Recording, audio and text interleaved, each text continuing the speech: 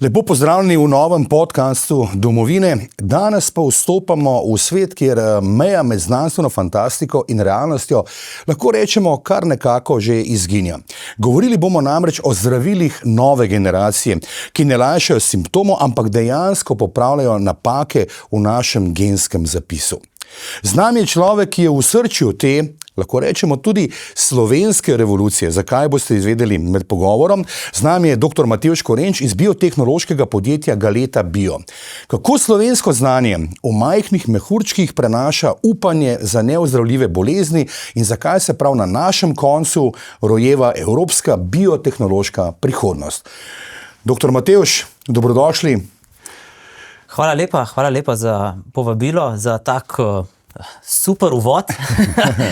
Ja, res se dogaja ena taka, kako bi rekel, mala revolucija na področju genskih zdravil in danes bom probal majčkeno predstaviti to tako, na malo poljuben način, ampak še vedno dovolj strokovno, da bomo razumeli, kaj se dogaja. Omenil sem slovenska revolucija v globalnem smislu, kajti tukaj imamo čudovito Vipavsko dolino, ki je znana po odličnih vinih, hrani, pijači, tudi sadju konec koncev.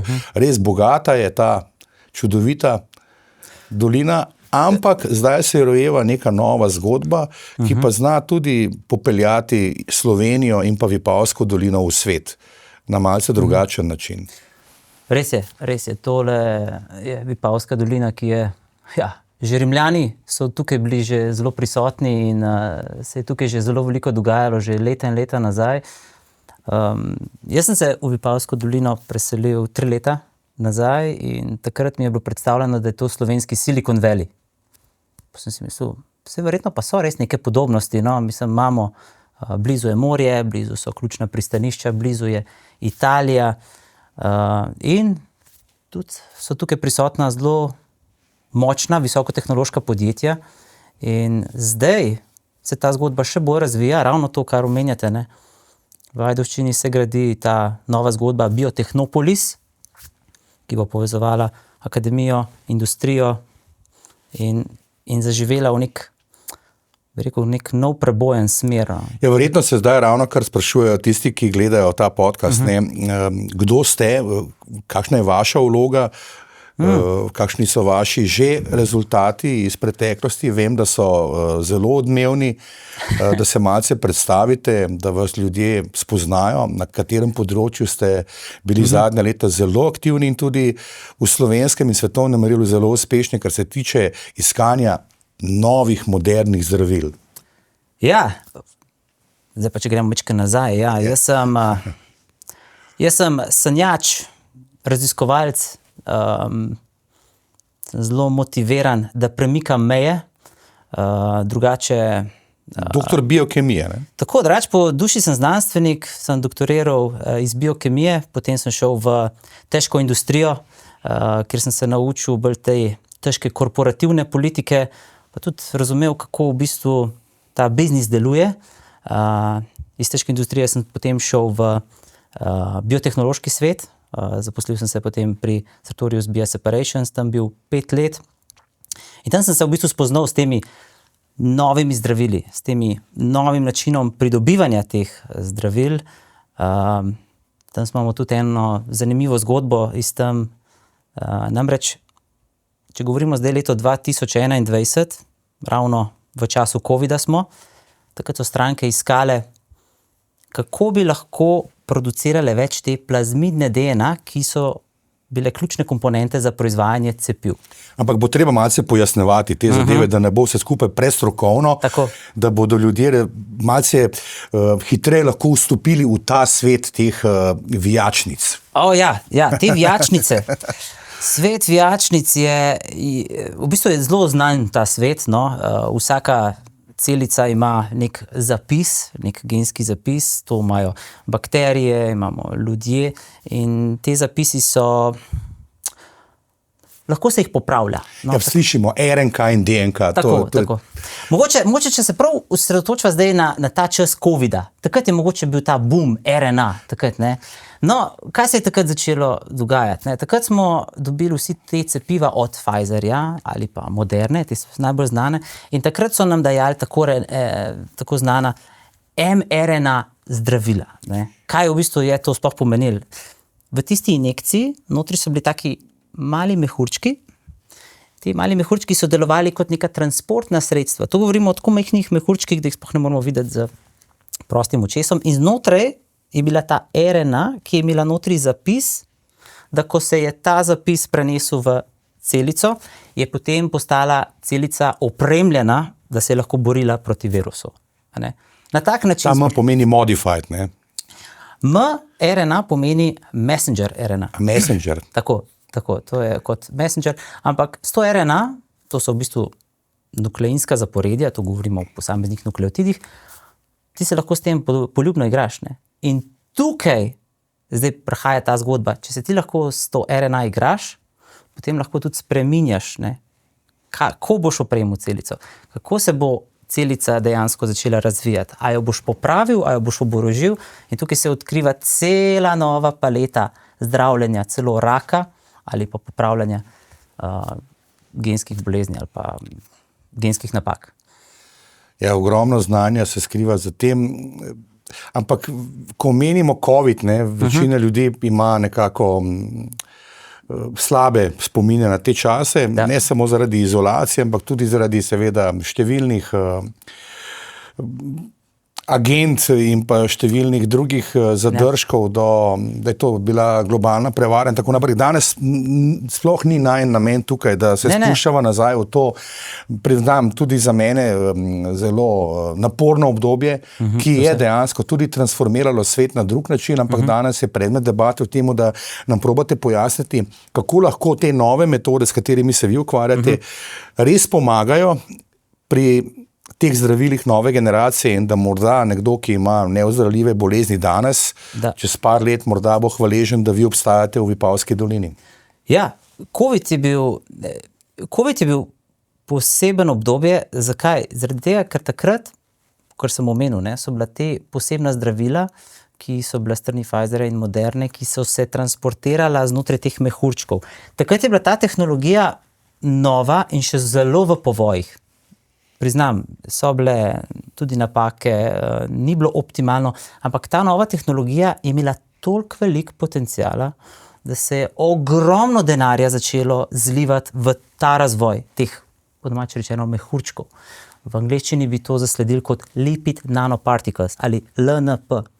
In ta tehnologija se je zdaj 6 let razvijala in zdaj je pa to bistveno bolj izpopolnjeno, bolj tačno usmerjeno, bolj nadzorujemo to tehnologijo in ima ta trenutek največji potencial za zdravljenje raka in neozdravljivih genskih bolezni. Že vzporedno potekajo kakšne raziskave, kakšna testiranja že? Ali je... Seveda, tega je že kar precej, tega je precej in se kaže, da take vrste zdravil zelo dobro delujejo. V bistvu imajo bistveno manj učinkov kot druge variante. Ampak ena stvar pa ostaja vedno problematična. Vse deluje na zelo mali skali. Ko govorimo o zelo majhnih volumnih, ko govorimo o samo par dozah. Ključen problem rata, ko ti to želiš skalirati, ko ti to želiš proizvajati na industrijskem nivoju. Ne samo več 5 doz, rabim jih 5 milijonov. Kako boš to naredil? Ja. Tukaj šele pride Galeta Bio, ker mi pa smo bili pripravljeni. Mi smo pa že videli, da to bo problem. In imamo infrastrukturo, imamo znanje, imamo ljudi, imamo partnerje, tako da dejansko to že lahko proizvajamo. In to je ta izjemen del, ki nam daje, kako rekel, prednost pred konkurenco. Če nam še malce razložite o teh lipidnih nanodelcih, tukaj je navedeno tudi, da so to gre za pametno maščobno kuverto. Zanimivo se sliši. Torej, ko pride ta pošta v naše telo, ta kuverta, kaj se potem dejansko dogaja z našim organizmom in kakšna so potem ta doziranja le tega? Je to podobno? Želeli smo vprašati to, vemo, kako agresivna je lahko neka klasična kemoterapija pri bolnikih z rakom, izpadanje las, da ne naštevam, res grozna zadeva, ne samo za bolnika, tudi za družino in svojce in tako naprej. Ampak v tej kuverti, ki seveda potem potuje, v narekovajih seveda simbolično rečeno, v tej maščobni kuverti, Kaj naredi, povzroči v našem organizmu dejansko? Deva kar en primer. Deva raka, evo. Rak je grozna bolezen in problem pri raku je to, da ga naš telo ne napada specifično. In zaradi tega se razvija, širi, te črpa, te izčrpa in na koncu pač pride tudi do najhujšega. Ne? Ideja je, kako zdaj tvoje celice, tiste celice, ki so, kako preko, obrambne, kako jih sprogramirati, kako jih prepričati, da bojo videle rakavo celico in da bojo uničile. In tukaj pride zdaj ta maščobna kuverta. Ne? Ta lipid nanoparticle, oziroma maščobni mehurček, je vizualno zgleda kot milni mehurček, no? Tako si lahko predstavljamo kot nek milni mehurček. In znotraj je neka DNA molekula, na površini so pa take tarčne molekule, tarčni proteini. Ne? In ko boš ti to vnesel v telo, bojo te tarčni proteini našli to celico, ki jo hočemo sprogramirati, v tem primeru govorimo neko celica ubijalka, in tej celici boš vnesel tistle tovor, ki je notri, in celica se bo opremila, bi rekel, z očali in bo naenkrat začela videti, kje so rakave celice. In ko jih bo šele videla, bo začela jih napadati uspešno in ga bo tudi uspešno odstraniti. Tukaj levo, ne, to je ta vaša čudovita zgodba. Ne? Ja, to zdaj imamo tukaj zelo posplošeno narisano. Na levi strani je molekula DNA, natančneje plazmidna DNA, potem še kasneje slišali o tem. Na desni strani pa imamo eno vijačnico, to je pa RNA. Ne? Tako da zato govorimo DNA, RNA. Glavna razlika je pa dvovijačna, enovijačna. Bodo to cepiva dejansko, bo to injicirano v naše telo ali bo to tudi v obliku, kakšna je dejansko sploh možnost insertiranja te vsebine v kaj? Verjetno bo to cepivo ali kako?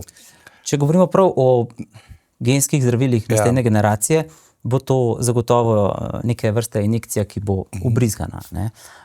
Namreč, če bi v tem primeru lipidni nanodelec pojedel, bi ga verjetno želodčna kislina razgradila. In potem zato sprašujem.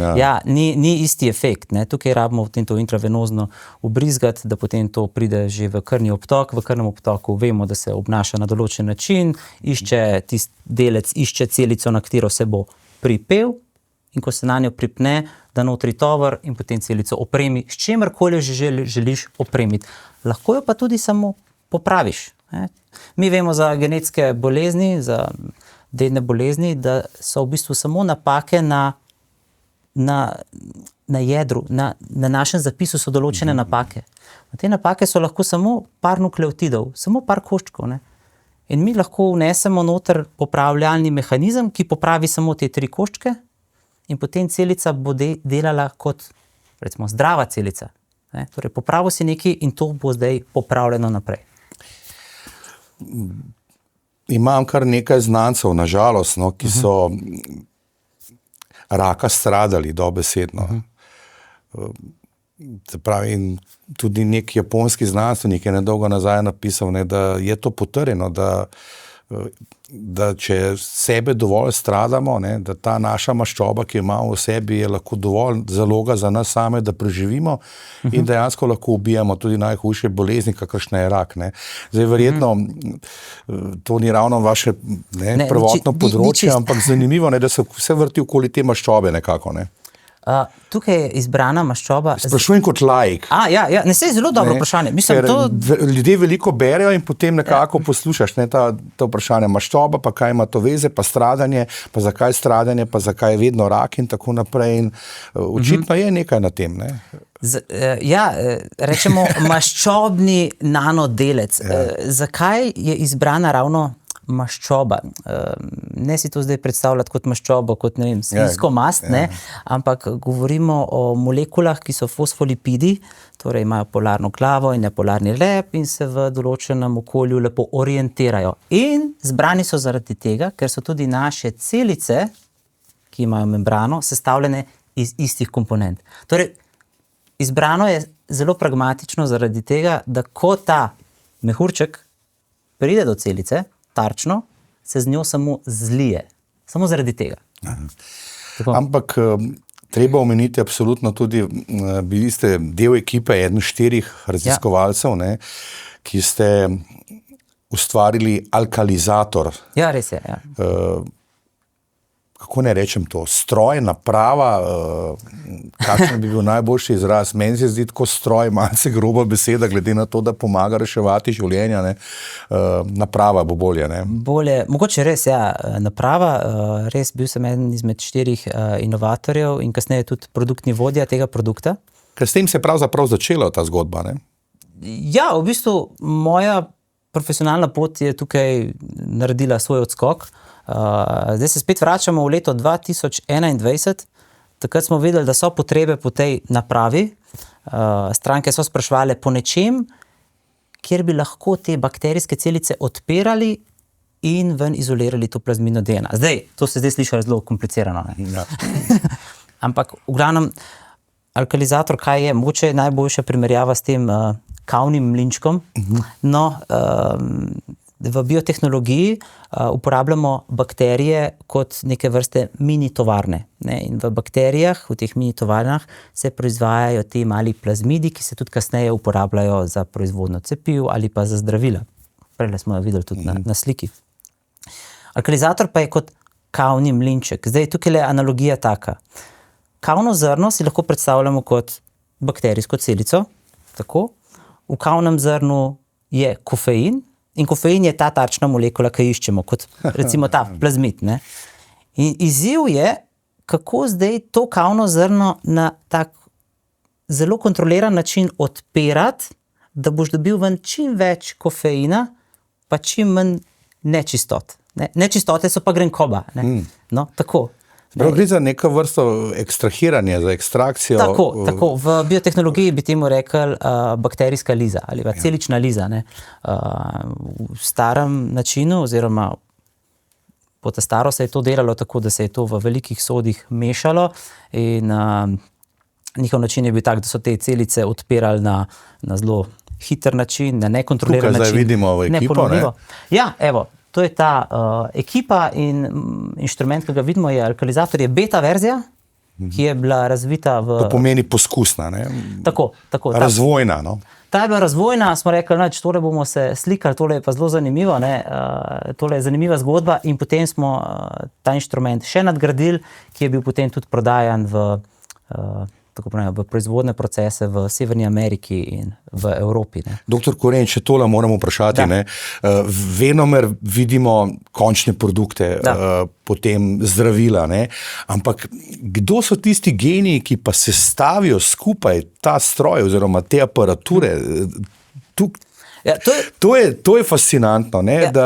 Da marsikdaj pozabimo tudi recimo pri peki kruha, ne? Da je nekdo moral ustvariti peč, linijo za mes, za oblikovanje in tako naprej. To je ogromno enega strojnega, tehničnega znanja, seveda ob vaši stroki, ki pa seveda pričakuje potem nek produkt, ki bo uporaben za nadaljni razvoj v farmaciji. Ne? Ja, točno to. To je kar dolga pot. Ne? Tukaj gremo zdaj spet ob vsej elektroniki, seveda, ki še pripada. Točno to. Tukaj gremo spet v neko povezovanje. Prav v primeru alkalizatorja govorimo o zgodbi 2 podjetij, ki obe prihajate iz Vipavske doline. Torej, 3 raziskovalci smo tukaj iz Sartorius Bioseparations in Matej Petrič iz podjetja Inbus, oboji smo iz Vipavske doline. Iz Sartorius Bioseparations smo takrat dali input, kakšen mora biti stroj, kako mora delati, gledali, kaj so tiste ključne komponente, ki jih moramo doseči, sploh nečistote in tako naprej. Potem smo pa v sodelovanju potem šli v postopno razvijanje inštrumenta, ki bo potem tudi na koncu pripravljen za prodajo. Ne? Spet govorimo za obdobje 2021-2023. Kar se moramo zavedati, ne? To je zdaj fajn povezovanje, ni sam, da narediš inštrument. Ne? Tukaj zadaj je ne samo, da je podporna infrastruktura, ampak je tudi podporna dokumentacija, ki včasih traja več časa kot razvoj samega inštrumenta. Da ti nekaj spraviš v farmacevtsko industrijo, ki je že tako rigidna in usmerjena k temu, da se čim manj spreminja, rabiš zelo močno podporno dokumentacijo ki je tudi sledljiva, ki podpira za vsako stvar, ima svoj dokument, da je varna in tako naprej. In mi smo mogli to vse narediti iz nule in potem tudi predstaviti to ključnim strankam, da so potem to sprejeli. Kam je šla najprej na tuje? Najprej je šla v Kanado. Kanado. Ja, tako. Ja, Kanada je tudi znana farmacevtska država oziroma zdravila. Ja, res je. So kar njihova domena. Res je. Tukaj mislim, da sploh Kanačani zadnje čase so se po covidu naučili, da ko rata hudo, vsak gleda samo nase. In so sploh zdaj zadnji čas, zadnje 2 leti ogromno vlagajo v svojo biotehnološko industrijo. Sploh ta del, kjer je Toronto, Ottawa, Montreal, tam je zdaj nekako en tak pas ratuje, kjer so te biotehnološki hubi, kjer je spet za povezovanje akademija, industrija. Ne? In to se vedno znova kaže kot ta, kako bi rekel, super recept za uspeh. In to je ista zgodba, ki sem na začetku že omenila na Biotehnopolisu v Ajdovščini. Torej, akademija, industrija. To dvoje mora sodelovati, da si potem lahko hiter na trgu in da res naslavljaš težave, aktualne težave.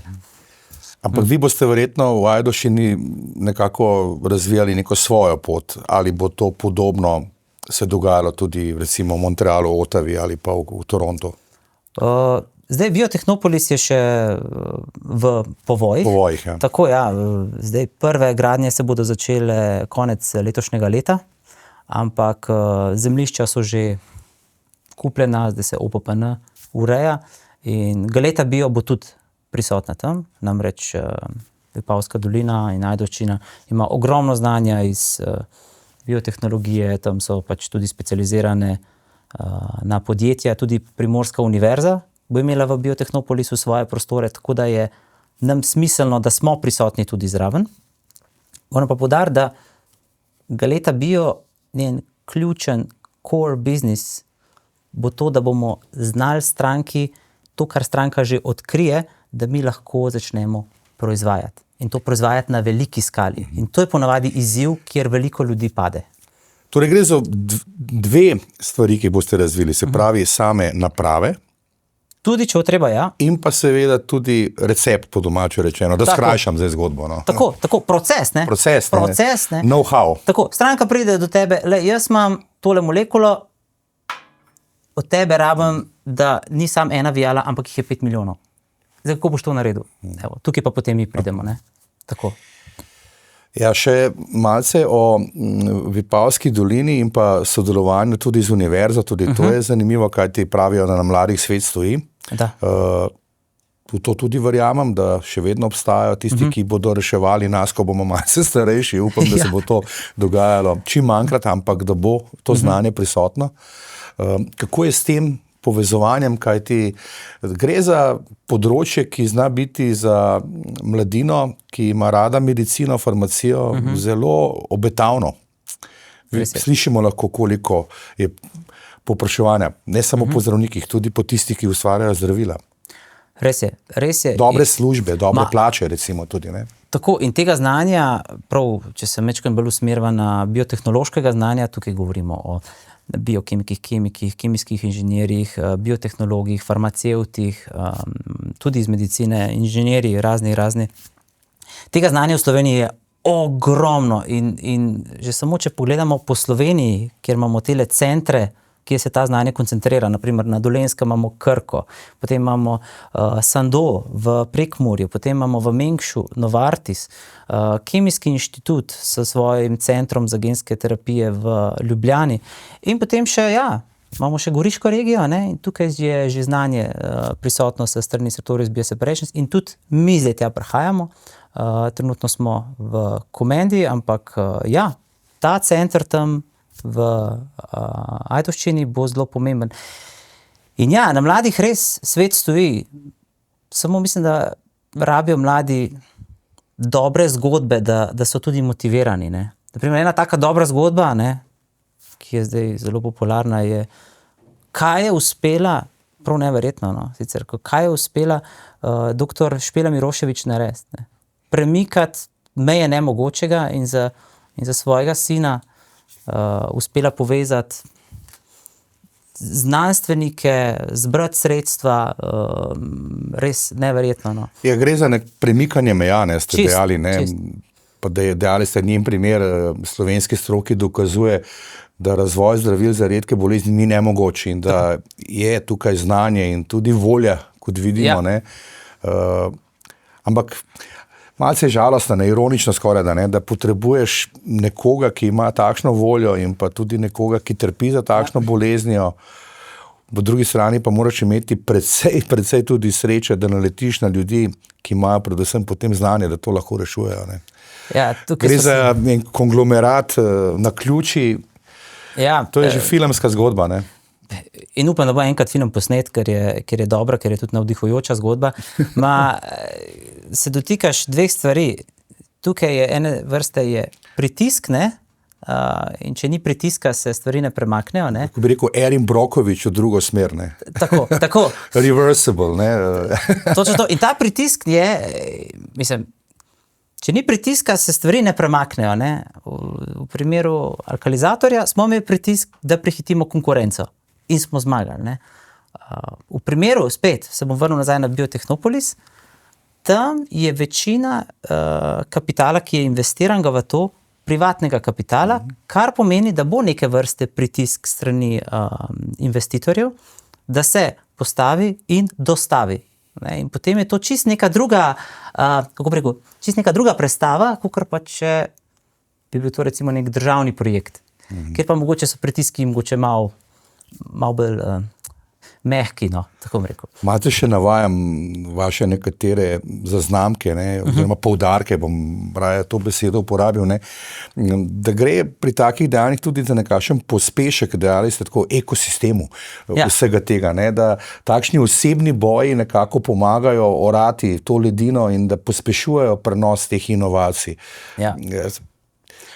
Evo, če čisto pogledava globalno, ne, da narediva globalno, ne, mi hočemo biti najboljši, ampak proti kom tekmujemo?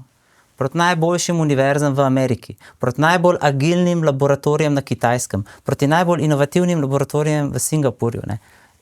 In to je naša konkurenca, ne? Da ti premagaš vse te, mislim, to moraš biti prvo, izjemno sposoben, povezvati se moraš z ključnimi ljudmi in moraš imeti čim boljšo avtocesto pred sabo, ne?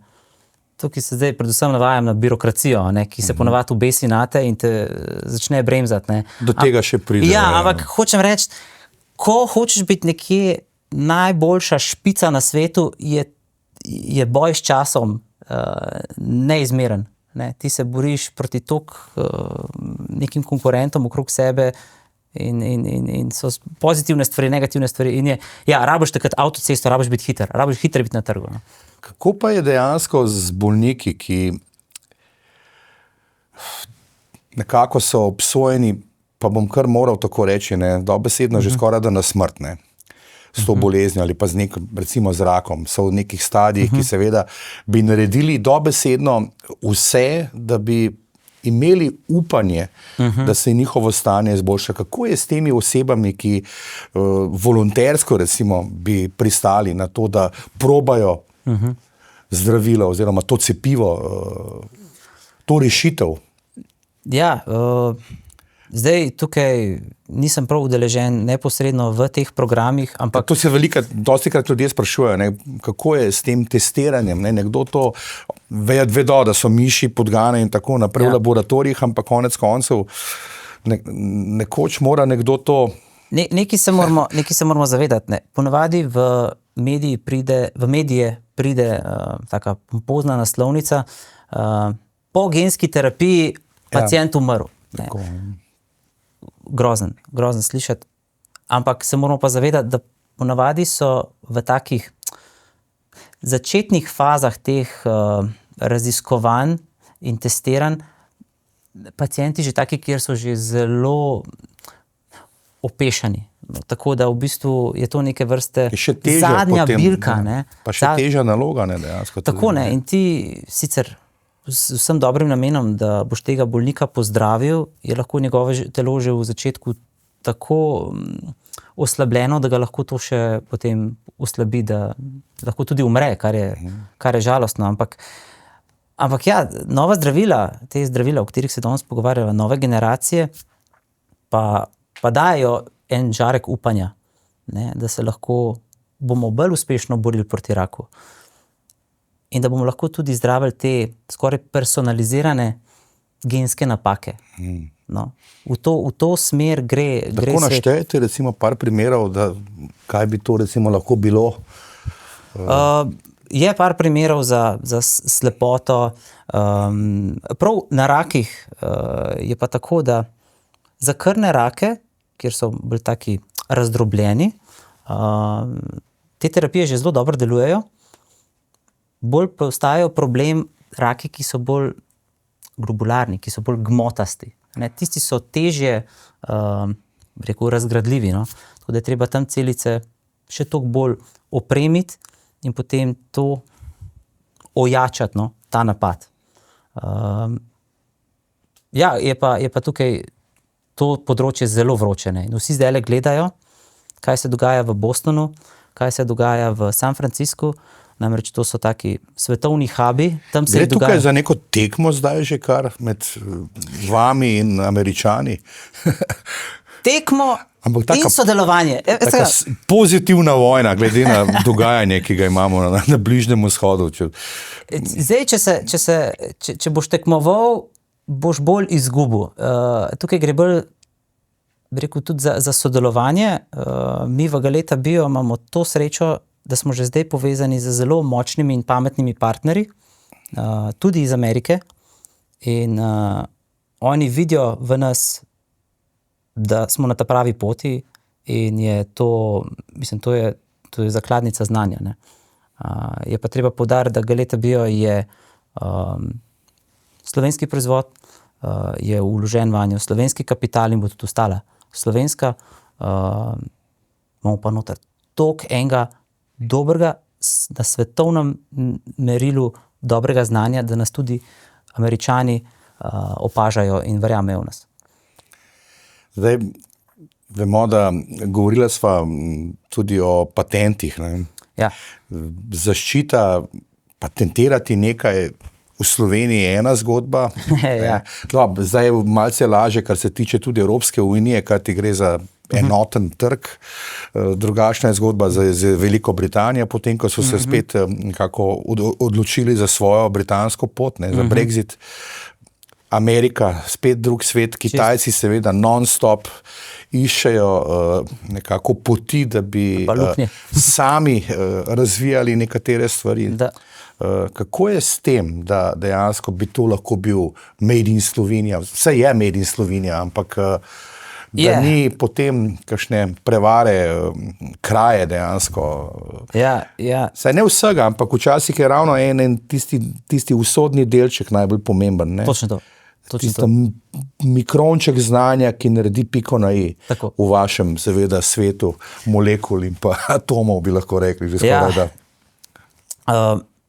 Zdaj, če si nekdo predstavlja, da je patentirati neko stvar tako simpel, da lahko narediš to čez noč, ga moram razočarati. In takoj pridejo milijoni, milijarde. Ja, prva stvar je, da ti boš nekaj začel patentirati, moraš prvo zelo veliko časa investirati v to, da vidiš, kaj je že patentirano na tem področju.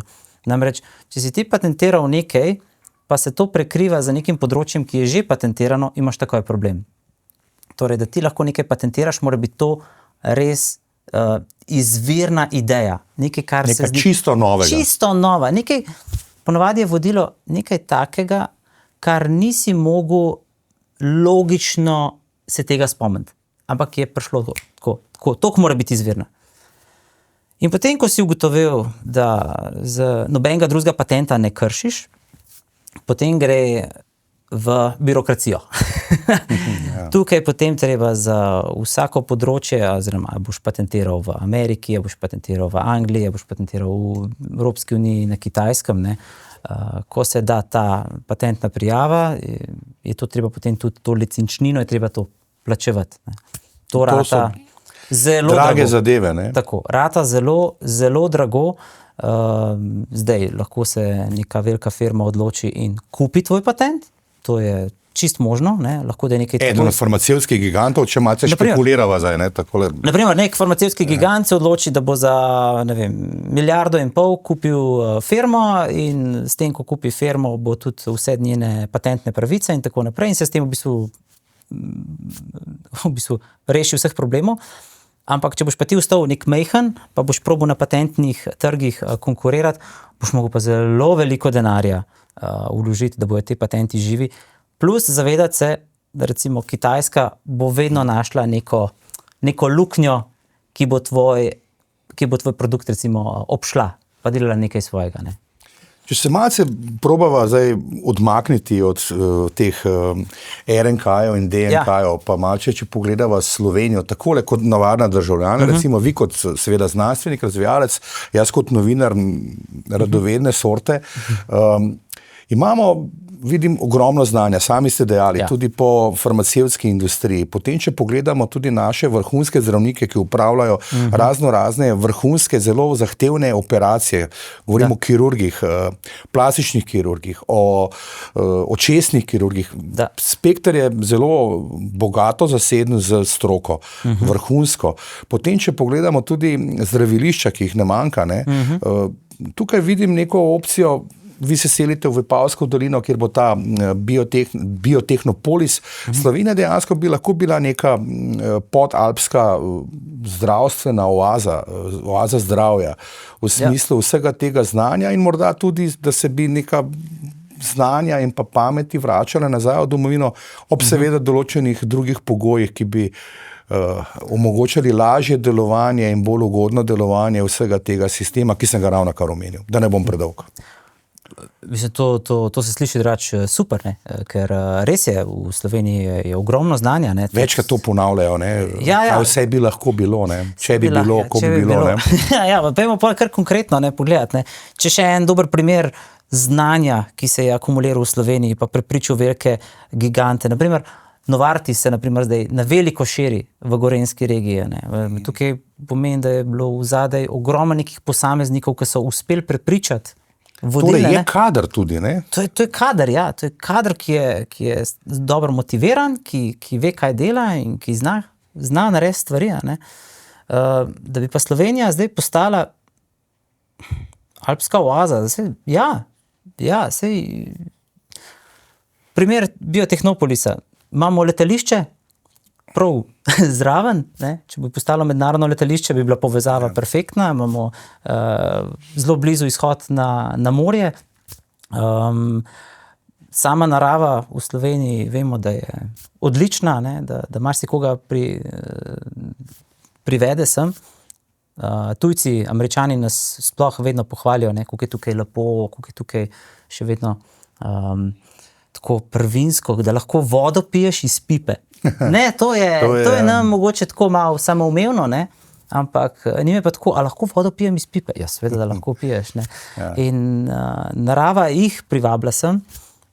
Kako jih pa zadržati, to je pa drug problem. Ne? Tudi recimo, jaz hočem nekega top strokovnjaka iz Amerike, naprimer, pripeljati sem. Iz Los Angelesa hočem pripeljati sem nekega top strokovnjaka. Kako ga bom motiviral, da bo prišel v Ajdovščino? S pitno vodo. Za začetek. Za začetek, ne, narava, pitna voda, pa kvaliteta življenja, da je boljša. Razdalje, ne, do morja je samo pol urce, recimo. Tako, ne, se to vse prepriča, ampak potem pa še finančni del, ne. Tazga človeka prepričati, da pride sem, da bo tukaj delal, ne, mene obremeni finančno izredno. Ne bova zdaj v številkah, ampak vem, da venomer, tako kot gledam recimo sam podcaste druge, ne, tako ti pride vprašanje, koliko pa zasluži ali pa koliko je vreden ta poklic. Ne bova zdaj konkretno v številkah, ampak kako primerljivi recimo so vaši kadri ali pa vaš kader, recimo tukaj doma v Sloveniji, s kadrom, ki deluje recimo v Nemčiji ali pa v Kanadi, ali pa recimo v Bostonu, v ZDA, se je kdaj debata tudi o tem? Če gledava čisto po znanju, akademsko smo tam. To ampak v smislu vrednosti, kar se tiče... Zdaj, koliko je vreden človek, ki dela, je tukaj vreden manj. Ja, in zato je... Predsaj manj? Zdaj nimam konkretnih številk, ampak toliko manj, da bi se lahko kakšno podjetje tudi odločilo selce iz Amerike v Slovenijo. Zakaj pa ne? Ampak po znanju, recimo po akademskem nivoju, po kvaliteti, smo pa tam. Ni tako, da so v Nemčiji boljši. Bila še kaj komentiral, ampak akademsko smo visoko. Kje nas Američani prekašajo? Zagotovo finančni vložki so tam bistveno večji, imajo boljše dostope do najboljših naprav, tukaj nas zagotovo prešišajo in pa njihova delovna etika je nažalost močnejša. No? Tako, oni delajo 60-70 ur na teden, ne, in ko si enkrat pod takim pritiskom, potem se tudi določeni rezultati pokažejo. Ne. Pa velja tudi omeniti verjetno to, ne, da tukaj gre vse za lasten kapital, ne? Ja. Konkretno pri Galeta Bio. Pri vaši zgodbi. To gre za privatni slovenski kapital, tako da tukaj je pač pritisk investitorjev pač določen, da se mora določene rezultate v določenem času pokazati. In jaz imam v bistvu malo tako rad imam pritisk. No. Ko si pod pritiskom, se tudi določene stvari malo hitreje odvijajo. No. In takrat se tudi naredi ta, v znanosti, cutting edge. Tista razlika v svetu, ne, ko si malo pod pritiskom. Mislim, da je Oto Župančič rekel, kuj me življenje, če bom kremen, se bom zaiskril, če bom jeklo, bom zapel, če bom steklo, se bom razbil. Bravo. Evo, tako da nekaj je na tem, no. Nekaj je na tem. Očitno sem šprical takrat, ko smo imeli mislim, to. Mislim, da je Župančič bil. Tlakovanje te poti bo kar zahtevno, ne, še zdaj. In pa predvsem zelo napeto, ne, kajti konkurenca ne počiva. Ne. Konkurenca pa ne počiva. In jaz imam rad konkurenco zaradi tega, ker te drži na prstih. No. Pa tudi v bistvu konkurenca te malo tako usmerja. Ne. Sej, hočeš biti boljši od konkurence, tako da si zaradi tega vedno boljši in tudi sebe delaš boljšega. Tako da se ne bojim konkurence, jo pozdravljam, če bomo mi delali dobro, kar imamo zastavljeno, da delamo dobro in imamo okrog sebe zelo pametne ljudi, zelo pametne partnerje, potem je Galeta Bio zgodba, ki bo na srednji rok zelo ali pa celo najbolj uspešna v Evropi. Kako je pa samo izstrelitvijo, ne, potem novega cepiva proti raku? Ne? Zdaj, če spet porabim besedo špekulacija. Ne? Ampak delate na tem, da dejansko te besede ne bomo več uporabljali, da bo to delovalo. Tako. Kako je potem z lansiranjem le tega na trgu? Pa sva spet najprej Slovenija, tukaj je podjetje, potem imaš ameriški trg, ki verjetno ga bo to takoj zanimalo in še vsi ostali. Govorili ste prej o patentih za to opremo, za te stroje, za to mašinerijo. Kako je pa potem samim... To je, prvo kot prvo je to dolga pot. Čisto novo zgodbo, ne? Ja, to, če govoriva o čisto novi zgodbi, se morava zavedati, da je to dolga pot. Torej, vse se začne na raziskavah v laboratorijih. Tukaj nekaj, kar se dokaže, da dela v laboratoriju na zelo majhnih celičnih kulturah, pa se potem to potrjuje, dokumentira, potem rabiš... Se to dograjuje nekako?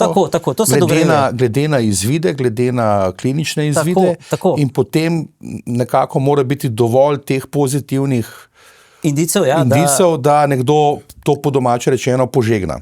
Tako, in kdo to požegna, recimo? Koliko je tega? Prvo, da se greš sploh kaj tazga, rabiš močen finančni vložek. Ne? Tukaj so Američani bistveno bolj v prednosti, ker tam se te finančni vložki bistveno večji, pa bistveno hitrejši. Ne? Goriva verjetno v milijonih dolarjev, ne? Če ne blizu milijarde. V milijardah. Tako. Ne, tukaj je zelo veliko denarja treba vložiti v opremo, v ljudi, v same reagente, ker to so drage raziskave, ne? To ni hec. Ne? In ko ti prideš do ene točke, da dokažeš na laboratorijski skali, ne?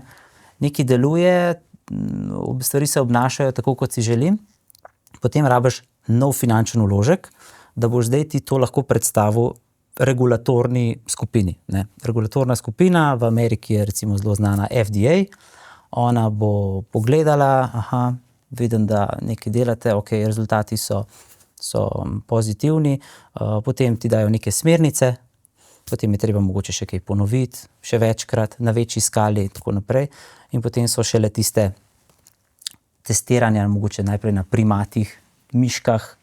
In šele ko se to kaže kot pozitivno, šele potem grejo testiranja, oziroma potem se tole še začne inicirati v prvo fazo, drugo fazo na ljudeh. Tako da to govorimo o letih, preden neke stvari dejansko pridejo tako daleč, da pridemo do testiranja do ljudi. Ne. Veliko raziskav se že ustavi že prej. Ne. Da se pač ugotovi, da neka stvar nima smisla ali pa da nima potenciala. Ne. Ampak še enkrat, tukaj to stane zelo veliko denarja, ne. Rabiš kapital, rabiš pametne ljudi, rabiš ta pravo mašinerijo. Kako je pa z investitorji? Dostikrat beremo tudi v te super uspešne zgodbe, da seveda ima ekipa, manjša ekipa tudi včasih, recimo temu spet mnogo srečo, ne, da jih zavohajo ljudje, ki imajo dober nos za uspešne zgodbe in v glavi tudi že svoj poslovni kalkulator, seveda z aktiviranim rizikom, ki seveda je tudi lahko prisoten pri visokih vložkih, tako da tudi ponudbe znajo prihajati verjetno od nekoga, ki pač sluti po določenih informacijah, da ta slovenska zgodba, ne Galeta Bio, pa bi znala biti zadetek v črno, v smislu... Ja, Galeta bo tukaj v bistvu prevzela ta del, ko v bistvu stranka pripelje neko zdravilo do točke, ko reče, meni to deluje. Zdaj pa, tukaj pa potem pride v zgodbo Galeta Bio, zdaj pa jaz rabim, da mi ti to začneš producirati na veliko. Evo, kako boš ti zdaj to, kar mi je meni ratalo na laboratorijski skali, kako bi boš ti zdaj sproduciral to zdaj v milijonah vial, naprimer. Ne. Tukaj rata tako tehnološki hud problem, da je veliko podjetij zaradi tega propadlo. In to so znane zgodbe, ki so propadale zaradi tega, ker niso znale iz tega, kar je v laboratoriju uspel, prenesti na industrijsko skalo. To je čist nov izziv. Ne. Ja, ena je butična lekarna, Tako, nekega farmacevta, ki naredi neko žavbico, ima recept, ampak on je sposoben narediti recimo samo za celo vas te kreme. Ne. Točno to. Ne pa za celo državo. Tako. Torej, in tukaj se stvari pa malce začnejo zapletati. Sploh pa najbolj, da nam malce pojasnite znova, s kakšnimi majhnimi delci imate opravka in kako težko je dejansko producirati te stvaritve na neki masovni ravni oziroma v velikem številu, praktično za cel svet. Tako.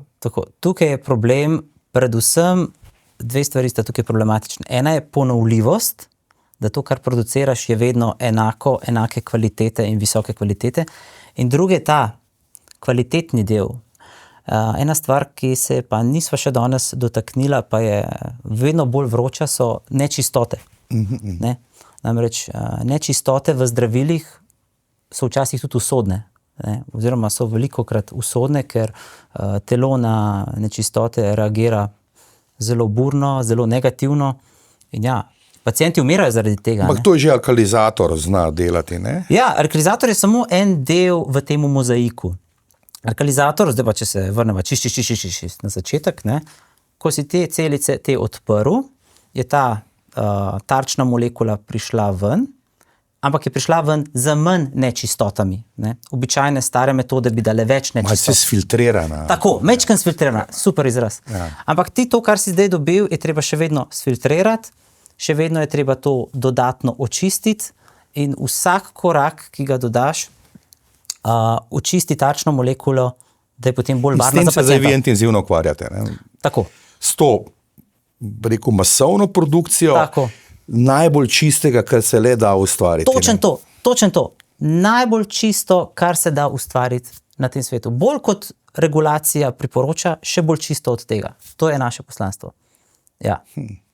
In to je velik izziv, ker vidim, da dejansko bojo nečistote diktirale zdaj tempo, kakšne inštrumentalije se Kaj bodo to razvijale. pomeni ta nečistoča? Kaj se zgodi potem s to nečisto učinkovino v našem telesu, če ni dovolj čista? Ja, nečistota je, v bistvu je prav slovenski izraz, je prav nečistota. Čistota, ja. Ja, je malo smešno, ampak prav to pomeni, da je to nek biološki produkt, ki je nezaželen. Tako. V mojem primeru, to, kar jaz razlagam, bi lahko bila ena taka zelo znana nečistota, je endotoksin. Po domače povedano, ostanki bakterij. Ne?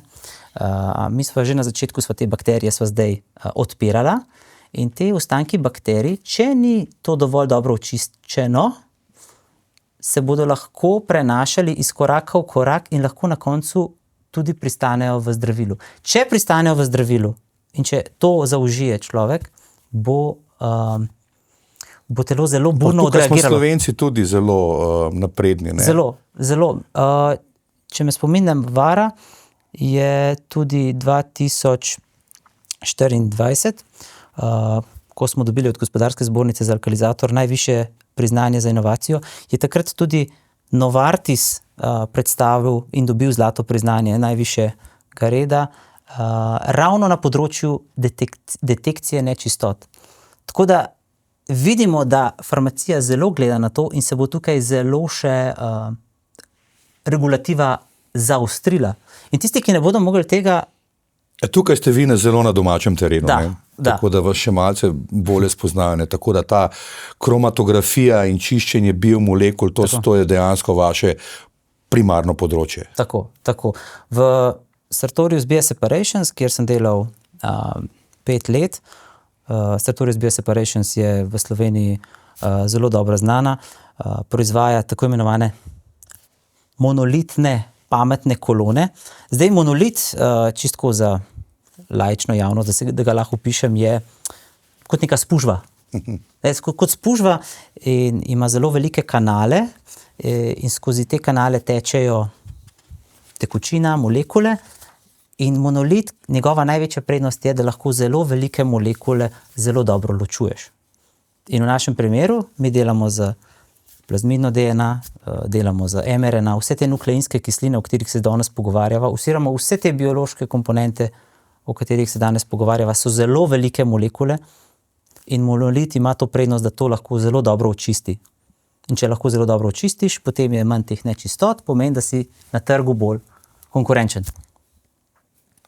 Neverjetno, ja. Pa kako je pravzaprav vas skozi ta študij in skozi to življenjsko potjo pripeljalo do teh zgodb, da vas to tako dejansko veseli in da ste tako blizu slavja? Ne, ni. Rad sem optimističen, no, ampak... Mislim, da ključno je, da se obdajam s pametnimi ljudmi. Je to, ali bi bolje rekel, da ste zelo, zelo blizu in obenem zelo, zelo daleč? Ja, ali pa jaz hočem biti tisti, ki me raziskavah je ponavadi tako, ne? Jaz hočem biti tisti, ki me je malo premika naprej. Ker to so res posebne zgodbe, ne? To ja, so, v bistvu, zdaj, če mislim, si mi dal dobro misliti, kako se je vse tole začelo. Sem se v bistvu vrnil v leto 2015. Ja, takrat sem bil še asistent na katedri za biokemijo, takrat sem še učil študente. In je moj mentor takrat zasledil, nekje najdel, je rekel, Mateoš, a veš, da Univerza v Ljubljani pa organizira nek projekt, srečanje z gazelami. Torej, gazele so tista podjetja, ki so prejela to najvišje priznanje. Ne. Ti se prijavi na tole, pa pet pogledat, no, če je to. In jaz sem bil takrat, pa ne vem, pa bi, dej bom jaz to probil, ne. In smo šli, sem se prijavil, sem bil zbran in je Univerza v Ljubljani nas takrat poklicala. Bilo nas je neke vrste, mislim, da nas je bilo 30 študentov in so nam takrat naredili neke vrste predpripravo. So rekli, lejte, ko se boste srečali z temi potencialnimi delodajalci, imejte pripravljen elevator speech, torej tako 2-minutno predstavitev, imejte biznis kartico, pripravite se to pa to pa to. Tako, v bistvu so nas dobro pripravili. In potem en teden kasneje smo imeli mi to srečanje s temi gazelami, tam so bila razna podjetja, Predvsem so bila taka bolj IT usmerjena. Jaz sem pa samo na eno cilj takrat, in to je bila Knauf Insulation. Ja, Knauf Insulation je leto predtem dobil Gazelo. Sem rekel, za mojo biokemijsko podlago so še najbližje. In sem naredil očitno dosti dobro vtis, da so me potem tudi poklicali. Potem so me tudi zaposlili. V Knauf Insulation sem najprej začel kot neke vrste tehnik analitik, potem sem bil analitik, potem sem tudi vodil ekipco.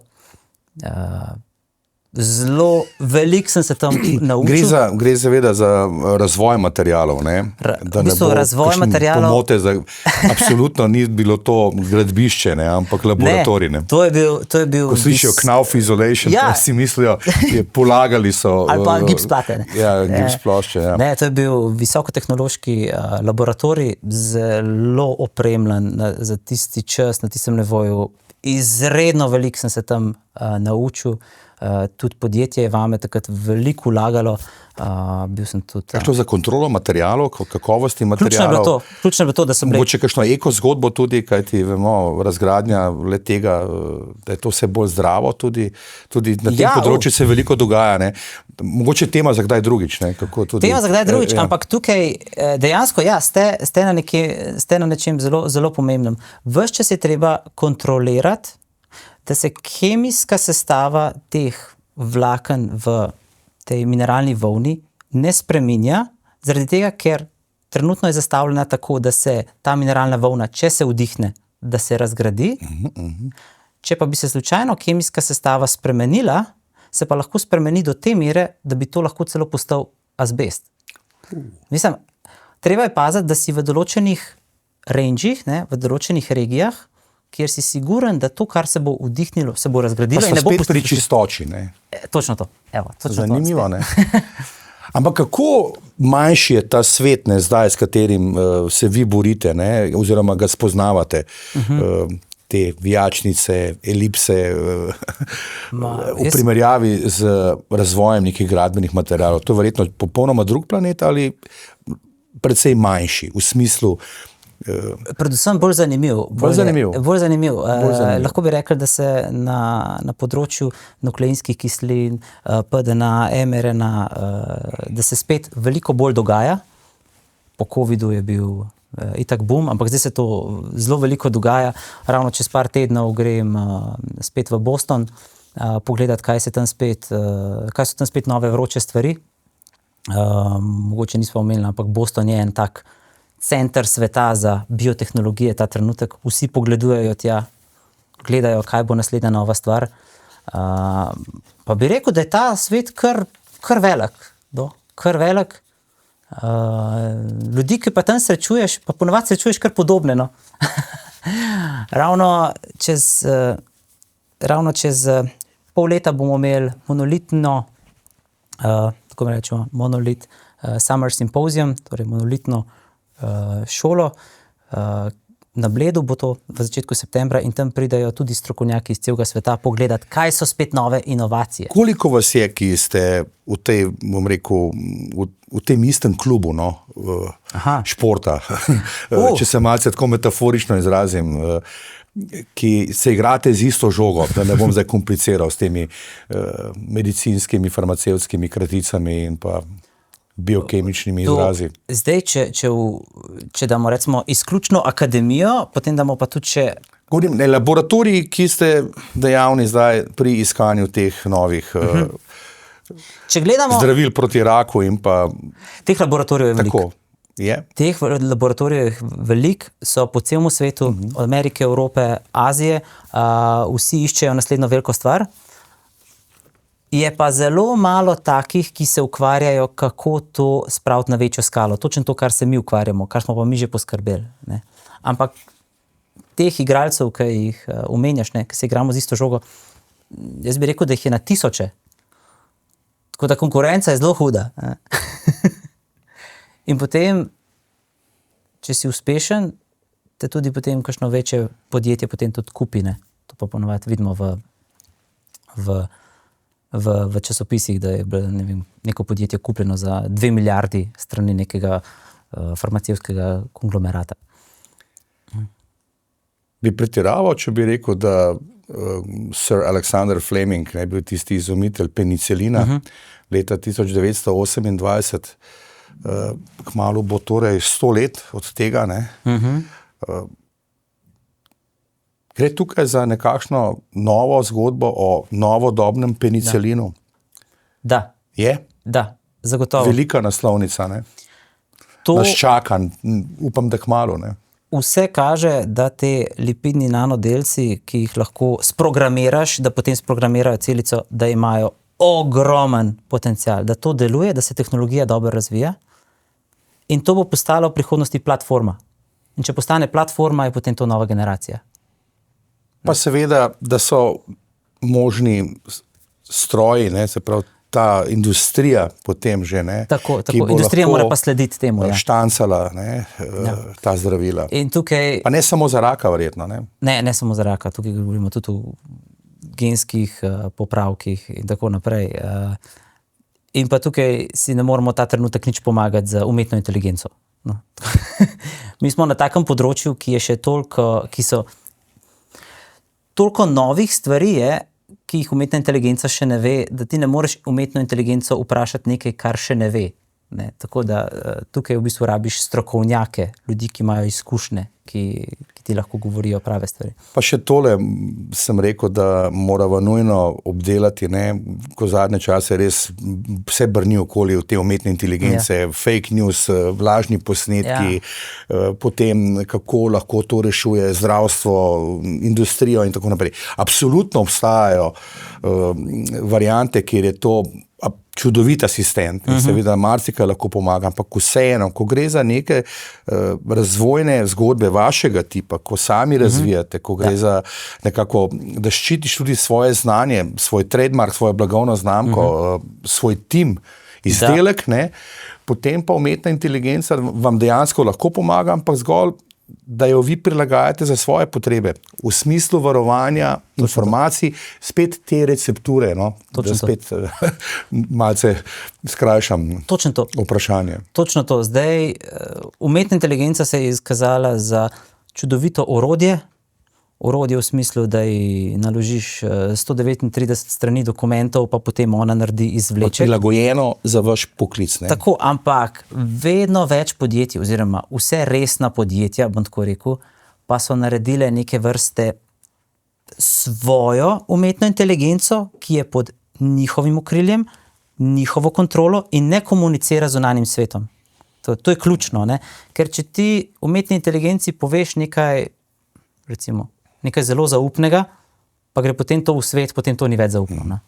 Tako da pri umetni inteligenci je treba paziti, da kar dobiš za odgovor, moraš tudi malo kritično pomisliti, no, a je to resno. Ja, ni vse tako enostavno. Ne, je pa odlično orodje. Veliko beremo ali pa lahko beremo neke komentarje in pa neke raziskave. Ne? Umetna inteligenca pa bo rešila to in to in to zdravilo, pa vseeno je daleč od tega. Ne? Preveč. Ampak sem slišal, da 40% vse vsebine na socialnih omrežjih ta trenutek je generiranih z umetno inteligenco. Ravno na področju genetike. Ne, na genetiki ne, ampak na socialnih omrežjih. Pravim, da ravno na področju genetike, ne, in tudi teh reševanja določenih bolezenskih stanj in tako naprej, ne, da bo to... Nismo še tam. Čeprav vi ste naredili velik korak, dejali ste leta 2015, ne, ste začeli nekako s to gazelo, ne, te velike skoke potem delati, 2026, 11 let, pa velik napredek, ne? Meni se zdi v 11 letih vaš skok, govorim za vas osebno, ne, je precejšen. Tako da ste razmišljali kdaj o tem, kako hitro se skupaj minevalo? V bistvu je šele zdajle o tem malo bolj pomislil. V mestnem obdobju sem se še poročil, imam čudovito ženo, imava 3 čudovite predšolske otroke, sem se še preselil, vmes, še ves čas zelo veliko delam na sebi, gradim, da sem neka stabilna oseba, celostno rastem. Ampak želim pa premikati meje, no?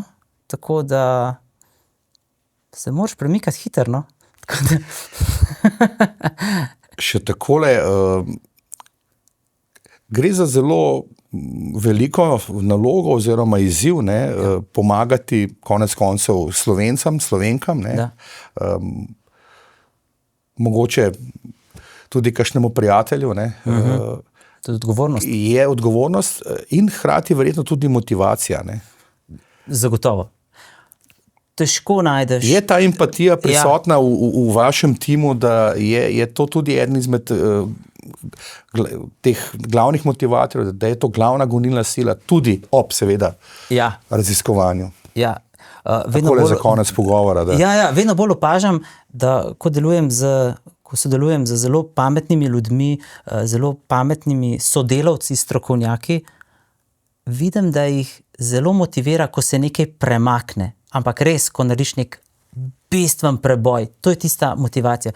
Na začetku bo zelo hudo, bo zelo težko, ampak ko pa narediš tisti premik, to pa vse motivira. In mislim, da ni boljše motivacije, kot da pomagaš drugemu. No.